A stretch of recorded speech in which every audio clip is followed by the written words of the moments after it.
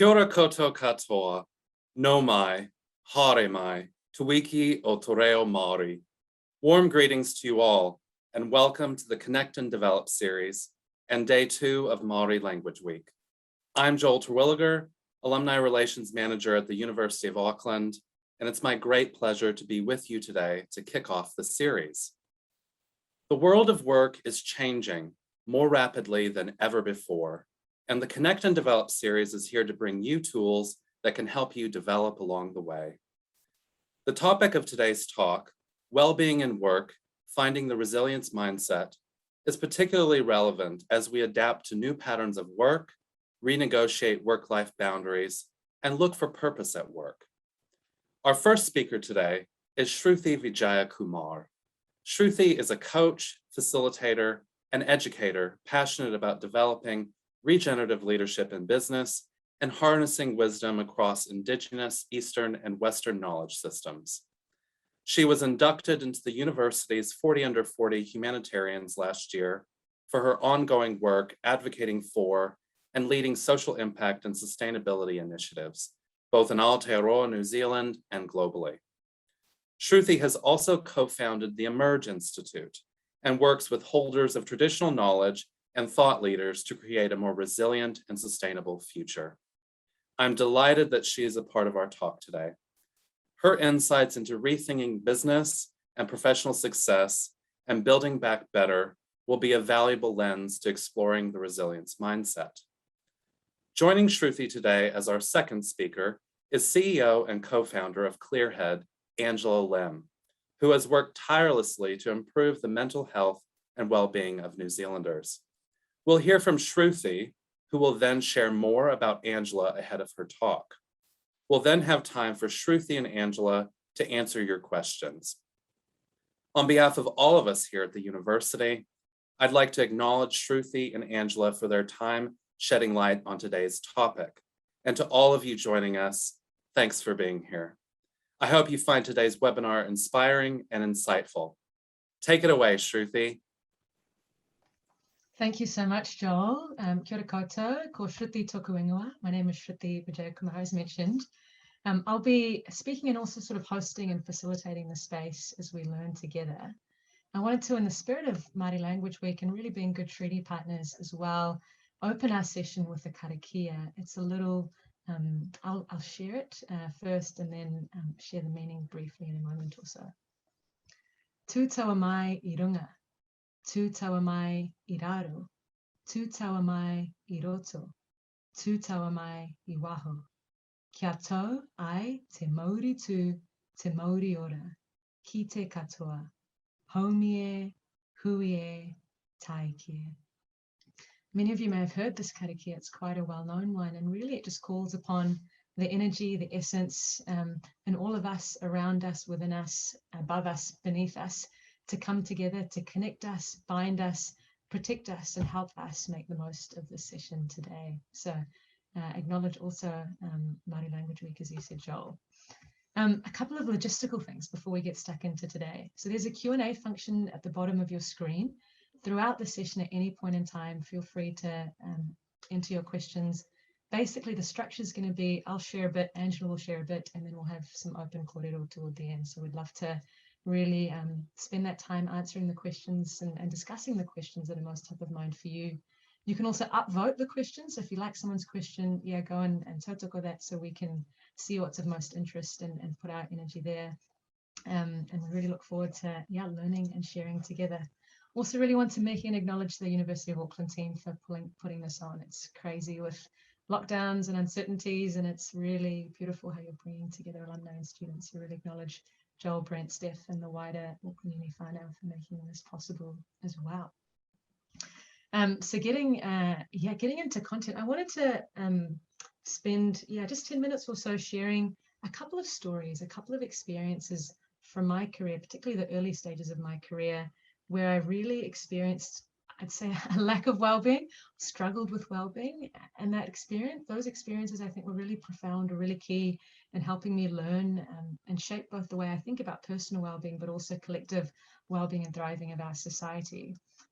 Over the last sort of 10 years since graduating at Auckland Uni, which I'm very grateful for, have worked in a number of different contexts, in very kind of corporate contexts, in much more kind of startup entrepreneurial contexts, in more academia, and now the more kind of social impact space. And many of these lessons I found have been kind of consistent across different worlds. Today I work, as Joel said, as a coach, really supporting the thriving of individuals and teams in the service of kind of broader societal transformation. So hopefully these stories can be helpful, and from that we'll kind of share a few insights or kind of practical things I think we can do in our day-to-day life. So kind of zooming back about 10 years or so, I graduated from Auckland Uni with an arts degree in 2012, and my first job after undergrad was working at a management consulting firm over in Australia. And it was my first real job. I never really interned through my degree. Many of you, probably had more experience entering the workforce. And I came in as kind of this eager grad, like eager to impress, eager to do well in my first job, intimidated and excited by the world of work and being in a new city and country, and all of that was kind of playing. And it was quite interesting working as a kind of management consultant. For those who aren't familiar, you're sort of like a business doctor solving problems for businesses, although most of them are about how do you help businesses make more money, often at the expense, not always, but it can be at the expense of the well-being of people. Anyway, I'm in this environment, and on one hand, it was one of those moments where my parents were so proud and so stoked. I had a stable job, was financially secure, working for this reputable firm. Many of my friends were really impressed because often we'd be traveling and staying in fancy hotels, and I was earning more money than I'd seen in my entire life. So by many kind of external definitions of success at the time, I know the context is quite different now. My career, I was seen as to have made a very successful start toward my career, and was really receiving all the acknowledgement and appreciation of, those that I really cared about, family and friends and people closest to me, as well as broader society. What was interesting was, I learned a lot and I appreciated the work immensely, but I noticed the longer I stayed in this job, the more my mental health and well-being actually suffered in many ways. I was working very long days and weeks, 60, 70-hour weeks, often working weekends. I didn't know how to say no and push back when more was requested of me. I just wanted to impress. I was insecure about promotions and staying in the firm, was often comparing my performance with others. I noticed the longer I worked there, the more insecure I became in many ways, even about how I dressed and am I dressing in the proper corporate ways? I would see my colleagues sit and kind of judge how other people dressed, and just that environment, as powerful as it can be in many ways, I noticed it was very detrimental to my physical and mental, social, spiritual health, the whole collection really. And a couple of years and worked my first 24-hour workday, which is horrendous. And at that point was really questioning what does it mean to succeed? What does it mean to thrive? What are these notions of success that society puts on that seem to be in conflict with what I feel inside?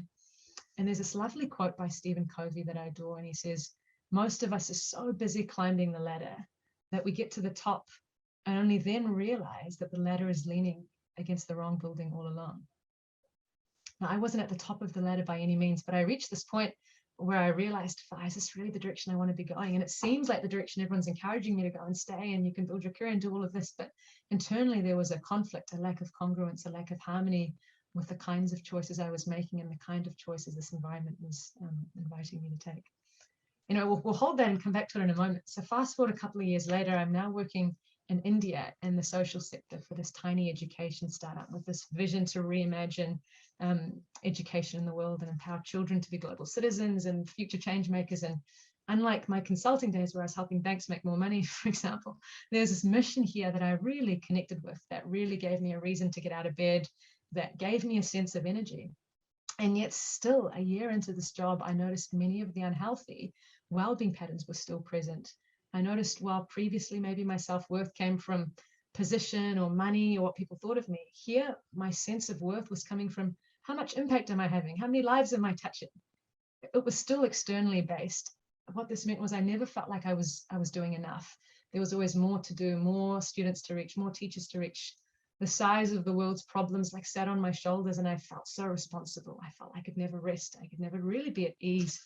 I was always chasing some future state. Once we, hit this many schools, once we hit this target with the kind of impact we want to have, then I'll be enough. Then I can rest. Then I can be happy. Then that will suffice.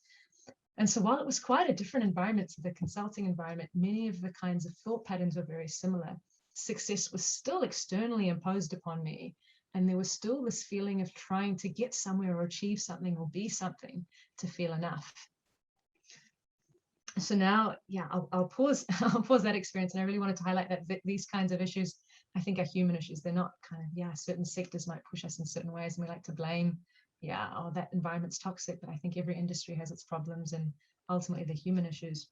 What I've learned through these experiences that have then helped me in the last sort of 7-8 years to really anchor myself, and I think it's an ongoing process. I don't think we're ever well. It's an ongoing process of thriving. Is I wanted to share kind of 3 personal practices that have really helped. One is creating space to really reflect and question, what is it that I really want in life, and what does success mean to me? Not what my mum thinks, not what my friends think, not what society thinks, but what really matters to me. And it can be quite hard and scary to really be honest with ourselves and go, far out, maybe what I'm doing isn't really making me happy. Maybe it's not really in tune with what matters. And when I started asking these questions of what really matters, what does success mean to me, it was much less about the impact or the outcome or the perception or the validation that others would give me. Of course, that was all nice, but it was much more about, yeah, I feel like I'm really succeeding or happy if I can show up, bring my best effort to what I can do, really use my skills to try and be of service to society, and also accept the things that I can't do, not feel responsible for everyone's issues, but do what I can. And then, do my best in wherever I am, but not be so attached to trying to solve everyone's problems. So it was much more about my being and how I did things than what I actually achieved.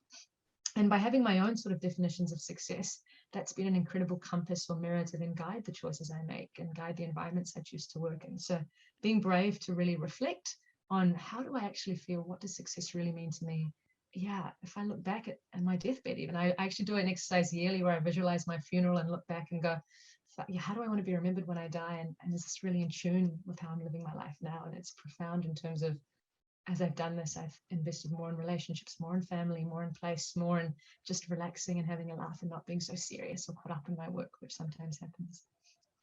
The second practice I find really critical is mindfulness or meditation, and having a daily practice where I can just slow down and be and find stillness. And I feel our world is such a do, go, go, go kind of world. And meditation for some might be kind of intimidating. It could just be as simple as taking a walk in nature. That could be your mindful moment. It could be sitting and watching your breath. It could be listening to some music really consciously. There's many shapes it can take depending on what works for you. But just that moment of stillness means I can check in and go, yeah, how am I? What's actually going on inside me? So I don't reach the top of that ladder on the wrong building and then realize I catch myself very early on and I can course correct and just be more conscious and aware of how I feel and how I think, and if these are in sync or if there's a bit of disharmony. And the third thing I find really helpful, it's part of a daily practice. I journal before I go to bed, and that's my space to reflect on how today was and how I feel and what's working and what's not, is ending that with the practice of gratitude and just taking a moment to go, what am I really grateful for in this moment? A roof over my head, having a stable job during a pandemic, being able to access vaccinations when many people in the world can't. There's many, many things. And by focusing on what I'm grateful for, it brings me back into the present moment, rather than thinking happiness is in some future state when I achieve something or do something. I can realize happiness and wellness is in this moment. It's in being in the moment. It's being present. It's in enjoying what's around me rather than chasing some goal. And it helps me focus on what's good, because our minds have a natural negativity bias. It's easy to complain and focus on what's not working, but by bringing our attention on what is amazing in our lives, for which we have many, many privileges, it really helps us navigate and have a greater state of resilience and balance and clarity as we go through life. So that's a few thoughts for you. Really encourage, one, redefining what success means, making space to reflect. Secondly, finding mindful moments, and thirdly, gratitude. And with that, we'll let you kind of process and digest that a little bit. Feel free to share any questions or reflections or experiences in the chat. And it's my pleasure now to hand over to Angela Lim. I'll introduce her just briefly. She's a fellow alumna. She was part of the 2017 University's 40 Under 40 Entrepreneurs category. So as Joel mentioned, she's the CEO and co-founder of Clearhead. It's a beautiful mental health platform, kind of providing employees and workplaces access to all kinds of mental health and wellbeing resources. She's got a really cool story where she started as a medical doctor and bravely kind of took a step, breaking away from clinical practice and saying, hey, look, I really want to address inequality in mental health through a scalable solution, and kind of bravely changed career paths, becoming an entrepreneur, which is amazing. And so she's got, many, many years both from a clinical point of view, a research and entrepreneurial point of view, trying to support the mental health of Kiwis all over Aotearoa. So really an honour to be joined by you, Angela, and over to you. Kia ora. Thank you, Shruthi, for the introduction, and such a pleasure to be able to share sort of my journey to find purpose, as Shruthi has outlined, and use purpose as an intrinsic reward. But let me dive deep into a little bit of the problem, why I started Clearhead and moved away from clinical practice, and sort of what is some of the research saying on how sort of resilience is built. So I am going to share my screen. If I could just get my presentation up, and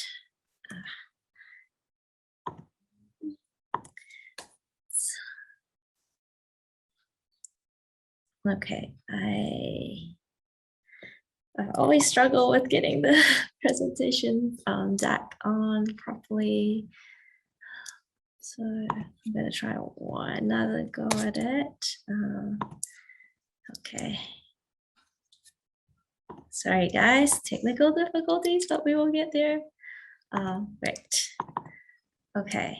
I assume you can see my slides. And so I'm just gonna speak through to it. So basically my background is I trained as a medical doctor, and got very frustrated with a couple of things. One is that I saw in the hospital that there was so much people coming through, but not enough health professionals to support that. So in the context of mental health, 1 in 4 individuals in any population will suffer from mental health distress in any given year. And with the number of psychologists and mental health professionals that we have, we actually need to multiply that by 4 times before we can even meet the need today, and much less the growing need that we see post-COVID. And so what does that mean? What that means is that the public health system is has a very long wait time, somewhere between 3 to 6 months, which is really far too long. And the second is that it's not very culturally responsive. So for example, Māori make up 40% of our service users in mental health, but only less than 4% of our clinicians are Māori. So what did I decide to do? Well, I couldn't sit there and not solve the problem and wait for someone else, because I didn't see sort of any change happening. So in 2018, I started Clearhead with my co-founder, who's a software engineer. And our vision is that everyone deserves the right to get personalized and culturally responsive mental health and wellbeing support. And we thought the best way to do that proactively was to work with Workplace. So basically, we have 2 very hairy, audacious goals, which is, can you build a digital therapist using AI to kind of ensure that we can plug that supply gap that I mentioned before, and then also make sure that they have an end-to-end support services that they can access that's on par with sort of the public system. So when we think about sort of digital therapeutics, mental health right now is such a hot topic, and there's lots of funding going to startups. And I think the thing to really stress in this case is that when you're dealing with people's lives, it really is so important to have a strong clinical team in healthcare. And so we have that, including sort of some of the lectures that you might see in Auckland University as well. So when we sort of zoom back and said, okay, we want to help employers because that's kind of where people are. And so what were the challenges that employers were facing? And the main thing was that it was very hard to kind of be proactive and support your people when it's an invisible problem because of the stigma. Yes, we're talking a lot more about mental health today, but it still has a lot of stigma associated with it. And then there's, of course, the health and safety legislation. That means that it is part of your duty of care to support that. And with COVID now, what we're seeing is there's a lot more people working remotely, which means you don't have sort of almost that water cooler opportunity to check in on someone and see how they are. They can really be sort of out of sight, out of mind. And I'm sure we've all heard about COVID fatigue. And so how that's manifesting based on our data is that we're seeing lots more sort of the public sort of being, I guess, a little bit more antagonistic to frontline staff. So these are your supermarket workers, these are your nurses, your doctors. And so, you know, there's so much tension as an employer to kind of balance all of that in the context of basically very increased pace of change and uncertainty. And that's not even touching on the bits around what that then means to your bottom line as a business owner. But, you know, I can put the lens of like the employer, but what is it that you, the individual as an employee, would want? And these are all really basic stuff that I think all humans would want this. You know, you want to feel happy, you want to feel good, you want to feel that your life has purpose and meaning. You don't want to have negative thoughts and emotions sort of clouding your experience in life. And you really want to be growing, right? You want to feel like you're contributing, you're meeting your full potential, you're loved and connected, and there's support available. And then in the context of like the fact that work is always on because we have smartphones, how do you find that balance? How do you work remotely while you're balancing your kids who's like, you know, running around and needing your attention? And then, of course, life still happens, you know, bad things happen, say a relationship breakup, or, you know, one of your partner lost their job because of COVID. And how do you then deal with that in the context of the day-to-day life is already so complicated? And that, you know, because of the stigma, you don't really want to be putting your hands up and say, I need help. You want to just solve this all by yourself, because we have a very individualistic culture, and that's the way that we believe we should solve our problems. Yeah, and basically COVID has really accelerated, or I guess put to mind all these things that we wanted at such a basic level, but have sort of been disconnected from. So basically, what does the research say? So let's look at a few things that sort of Shruthi's briefly touched on, and I've sort of helped you frame that. So if you think about it, a lot of the research today starts from sort of this academic person who actually was examining his life in a Nazi concentration camp. His name's Franco in 1959. And he basically witnessed in himself and others how like this strong need to find meaning against the suffering was what helped him and those around him who were successful in coping through life as an inmate.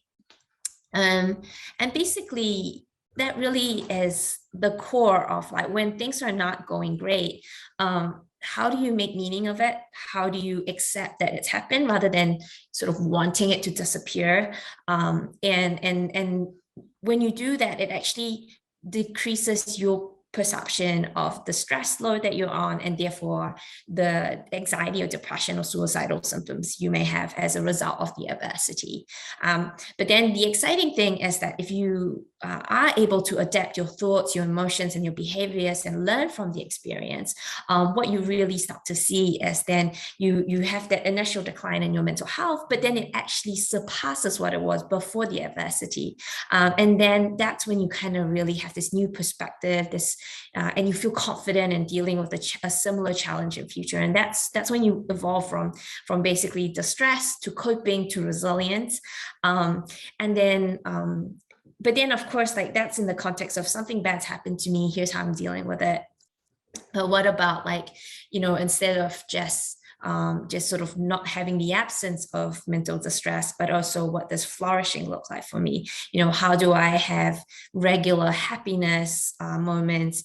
And in this case, happiness often is defined as that immediate gratification for yourself personally versus sort of the more bigger piece around your purpose, which is about you doing more for others, but that helps you build that intrinsic value. And really, there are so many things that we could do. And I think Shruthi touched on it really well, so I won't dive too deep. But basically, all these that are on there is giving you opportunities in which you are creating daily regular moments of positive emotions and feelings. And what that means is that in the research, basically how often you feel positive and how long you can prolong that positive moments is the biggest indicator in which you are able to kind of actually deal with the stress and any sort of and counter-reacting any anxiety or depression symptoms you have. And being able to do that allows you to then actually move again from and put that as part of your toolkit around what coping looks like, what building resilience look like, and then what being a thriving individual then actually looks like. And of course, I would love to share a little bit around how we sort of then conceptualize the research into what we've built in the end. And the reason sort of like for bringing in Clearhead is that, so you can do all these things individually, but ultimately one of the biggest, well, the biggest factor around what determines your resilience outcome is, do you have a support structure around you? And some people are very lucky to have loving friends and family, but for those who don't, the workplace is an amazing opportunity to do that. So what we do is we create that AI therapist I talked to you about, and we do it equitably by ensuring that we are available in Te Reo Māori. And this gives people a safe space to reach out for help because of the stigma. All those, sort of gratitude practice, tracking your mood, practicing mindfulness. Not many people are taught that properly. So how do we design tools that are very simple and interactive that you can learn these concepts and learn how to do it to support others as well. And then if you do sort of find that you need more help, making it super simple to find someone that is going to match your particular sort of problem. And then finally, to support organizations with data insights to understand what is going on in their people. And so that this is at an aggregated level, you can actually put culture change.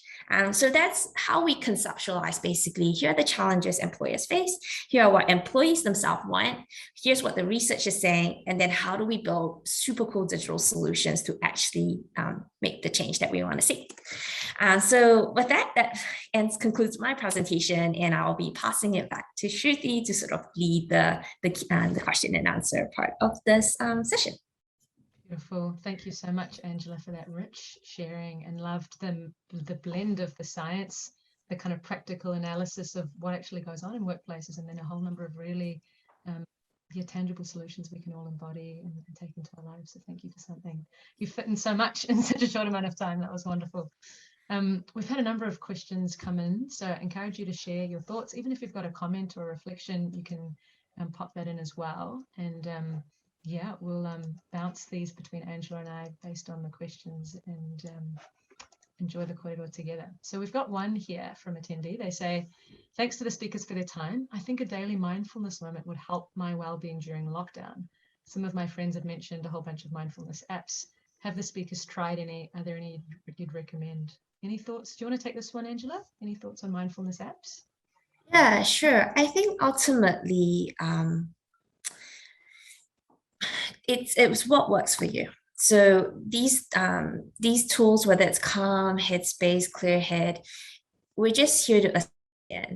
So it is definitely worth doing. And if you feel that you need a bit more support, that's what these tools are for. And there's no one size fits all. So if one doesn't work for you, doesn't mean that tools in general don't work for you. So just try them. Most things have free trials. And so it's a very, it's very easy for you to try stuff that works for you. I think trial and error is the best way. That's my recommendation. Beautiful. And just to build on what Angela says, when I totally agree in Tautoko that we're all, any tool can take us there. One thing to be conscious of in my experience is sometimes to get a sense of if something works for us, it takes time. And the nature of the mind is that it jumps all over the place. So if I meditate 3 times with an app and I find I'm not achieving any benefit, actually, I'm more annoyed because I'm now aware of all the crazy, stupid things my mind worries about. It's not the app, it's our mind. And my experience is it takes time to really train the mind and teach it new habits and new ways of thinking and being. So you might have, if you're going to try something out, try it out for a month, 20 minutes a day, like give it a good go, or 10 minutes, like rather than just twice before you make up your mind. And I think, yeah, sometimes we blame the tool when it's actually just the way our minds have kind of been conditioned to be over so many years. So that's just a build as well. a few more thoughts coming in. Feel free to upvote the questions so we can prioritize those that are most of interest. There's a question here. What exactly, Shruthi and Angela, we could potentially both take this. Let's see. What exactly changed in your life and your career specifically since you started self-reflection? The self-reflection practices you talked about. I think so many things. I think the biggest thing mindfulness and self-reflection has given me is just greater self-knowledge, understanding myself. And it means day to day, I can see things as they're arising and work with them. So as a practical example, as I reflect in the evening, I can notice, that was a really hard interaction in my team today. I noticed I got really annoyed when this happened last week. Actually, a colleague was talking about how we distribute money from a project, and I was feeling not very valued in that interaction, and therefore was struggling to share that, hey, I don't think this is an equitable use of how the money's spent. But I can notice that as it's arising because I'm reflecting and I felt something was a bit off, and then I can make sense of it and go, okay, so how do I want to respond? What's important to me? How might they be looking at it? And then come back and address that situation rather than this issue festering for a long time. So I think in many situations, it helps with effective problem solving. It helps me see situations before they kind of blow out of proportion. And it just helps me better understand myself. Wow, I need more rest, or I notice I'm feeling really, really drained by these kinds of interactions. I've noticed this relationship is quite toxic. I need to do something about that. But it's just getting data on oneself day to day and being able to then use that to make really informed and conscious choices rather than just running on this default mode. So profound impacts in every dimension of life, depending on how we use it. Yeah. I have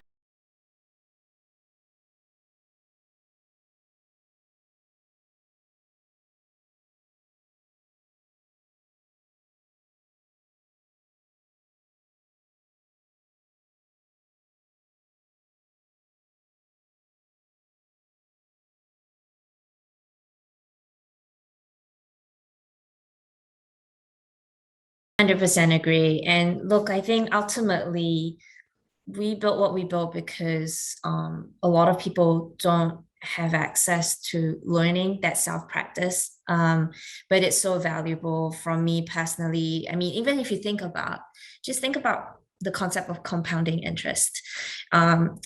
If you are more self-aware, you are more likely to be doing minor tweaks on you as a person to be a better person, be a better person to yourself, be a better person to your partner, be a better person to your staff, your colleagues, your peers. And every little tweak you make builds upon itself, and it becomes this huge compounding value.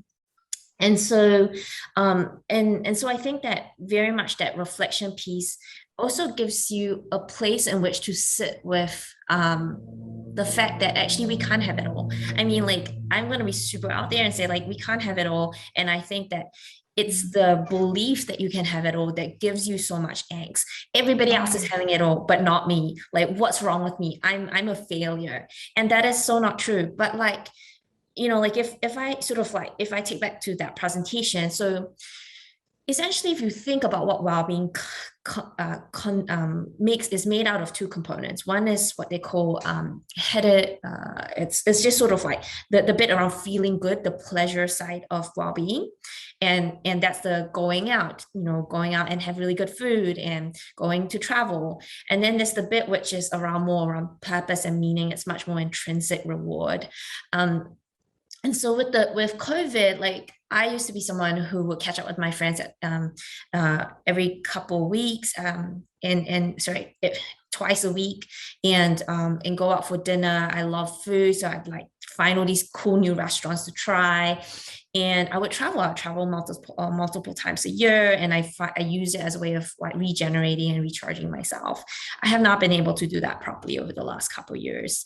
But what I have been able to do is dedicate more of that purpose piece. Really, I work way too much, but I feel I don't feel stressed about the work in the sense that it's a choice that I've made. So I think I could step back and say, okay, in an ideal world, I'll have both really well balanced. But in the context of where it is now, I am actively choosing to recognize that I can't travel. It makes me sad, and I wish it was different, but I am supplementing it with the things that can make me feel good around my purpose. So you can then now sit with yourself and be okay with things. You know, when you feel sad and you realize that you're grieving because you can't travel, you know why. And so you're not then lashing it out on someone else, or trying to find substitute through, say, substance abuse or any sort of addictive behavior as a way of supplementing that pleasure that you felt you missed, because you recognize why you're missing it, and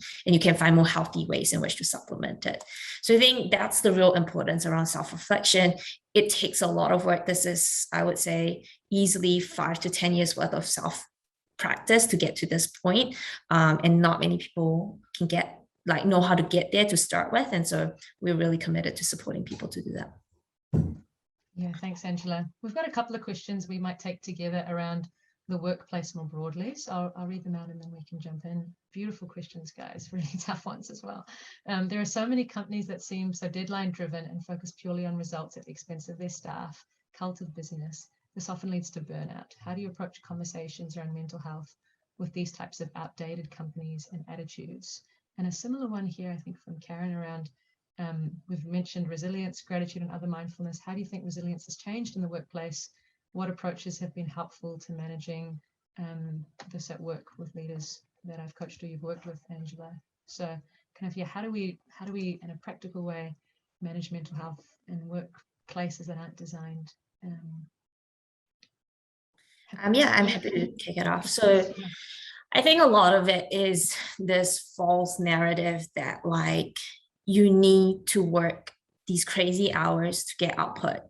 And I think it does take a leader to kind of say, what is the type of workplace that I want to build? And for me anyway, it's, we like to practice what we preach. So our team don't work more than 40 hours a week. As founders, me and Michael do work more than that, but there's no expectation, and our team don't work more than that. And yet we still have phenomenal output in terms of like what we've been able to put out that's leap change faster than everyone else. And so I think it's like challenging the narrative that you have to work very super long hours, like and Elon Musk expects on everyone at SpaceX to deliver output. So that's one. And often this is leader-led, like how you are as a leader reflects what you give other people permission to do. And then the third is like data. So I think that one of the clients that we worked with, we gave them their data report. It's quite comprehensive. And the HR manager said, like, when I read that report, I nearly cried because I thought we had a great workplace. Yes, everybody worked hard, but I didn't realize how much it was negatively impacting them. And so I think sometimes having confronting data is the best way to kind of say, well, I can't sweep that under the table now. I'm going to do something about it. So I think that's one, is challenging cultural norms. 2, having good leaders who recognize the importance of people. And 3, having data as a way of objectively challenging some of these assumptions, whether your workplace is stressed and burnout or not. Yeah, and I think that if you do that, you'll definitely shift the dial on this issue. I'll leave you to answer the other question, Shruthi. Yeah, just to build on that, in terms of approaching conversations, I often think about Angela's probably sick of this, like capitalism and the big like economic system we live in, that kind of sees success as profit and GDP growth and production and consumption and busyness. All of this kind of is this capitalist and largely even colonial narrative that we've taken on here and in many parts of the world. So part of it is the reality that we're working within that system. So how can I use that to my benefit?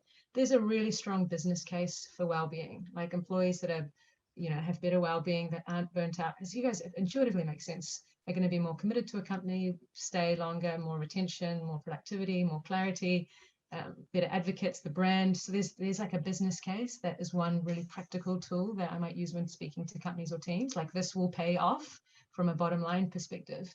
But as Angela was alluding to, then I think there's a question of, where are the visionary leaders that are willing to change the whole system or the way a business defines success?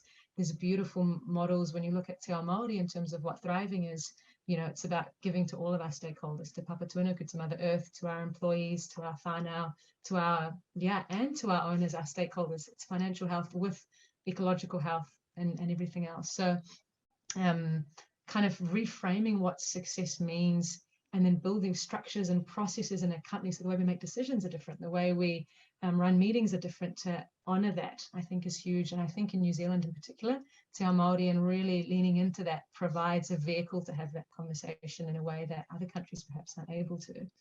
And I think the last thing, which kind of touches on a couple of your questions, is around acknowledging in my circle of influence, what can I do? Maybe I'm not the leader of a company that can change all the structures and the vision, but I'm managing a team. So how can I start my team meetings by just checking in on how people are? How can I influence how decisions are made in our team, how work is shared? Like, what is my circle of influence? It might just be my own self. It might be my whānau. It might be my, and how can I really bring this in whatever way I can to what's around me?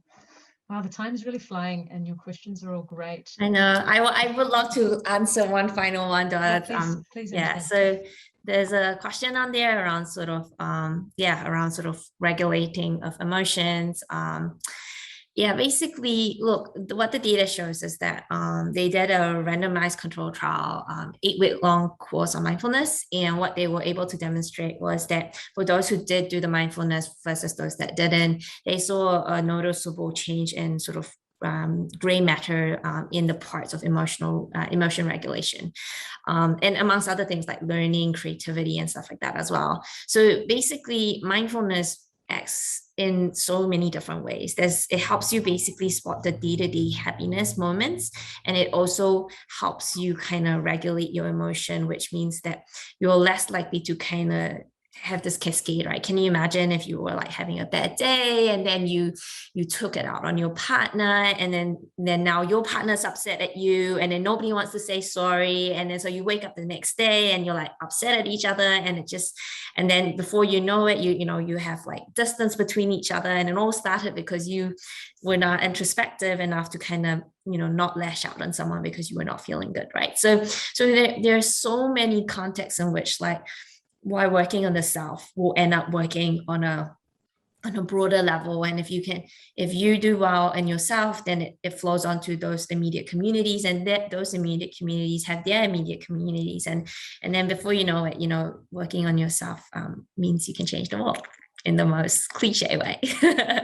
And I think on the basis of that, I will pass it back to Shruthi to try and close it off. So being mindful means you can change the world is what I'll leave you with.